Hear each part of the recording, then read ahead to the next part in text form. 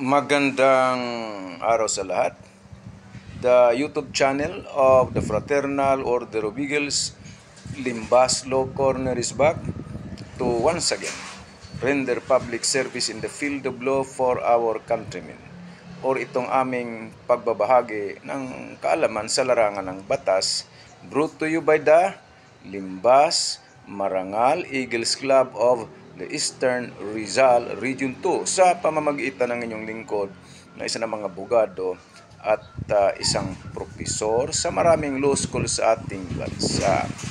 Yung pag-uusapan natin ay tungkol sa tungkulin ng isang kliyente sa abogado. Hindi pera.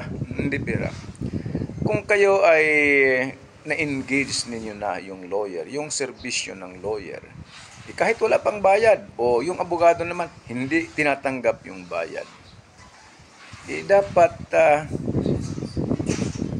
kontakin ninyo ang inyong abogado kung ano pa ang susunod ninyong hakbang.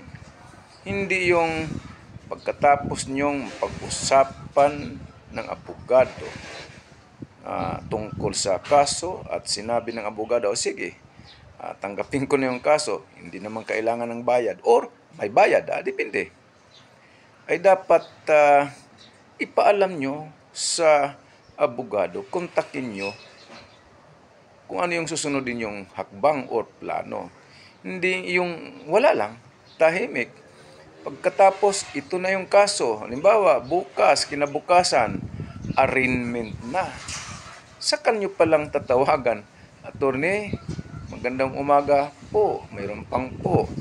Bukas na po ang arraignment, nakalagay dito. Bukas daw po ang arraignment, alas 8:30 ng umaga. Teka muna, dapat noon pa, nung mga nakaraang linggo, sinasabi nyo para mapaghandaan yan ng abogado. At hindi porkit sasabing arraignment, basta na lang arraignment. Maraming dapat na paghahandaan yan. Kasi maaring merong mga valid grounds na sabihin ng abogado ay hindi natin ipa-arraign yung akusado. Kasi magpa-file tayo ng motion to quash or any other appropriate remedies. Okay? Kung pinaalam nyo ng maaga sa abogado, yung abogado rin may tungkulin na tatawagan din kayo. Ay, bukas na yung arraignment, kailangan maaga tayo sa hukuman. Alas 8:30 ang hearing bukas, ang arraignment. Dapat mga 7:45 o bago mag alas 8, dapat nandun na tayo para mapaghandaan naman at para relax naman sa korte, hindi na i-stress. Alright, so sana nakatulong na naman itong aming club, the Limbas Marangal Eagles Club of the Eastern Rizal Region 2, para sa kaalaman sa larangan ng batas para sa sambayanang Pilipino. Magandang araw sa lahat.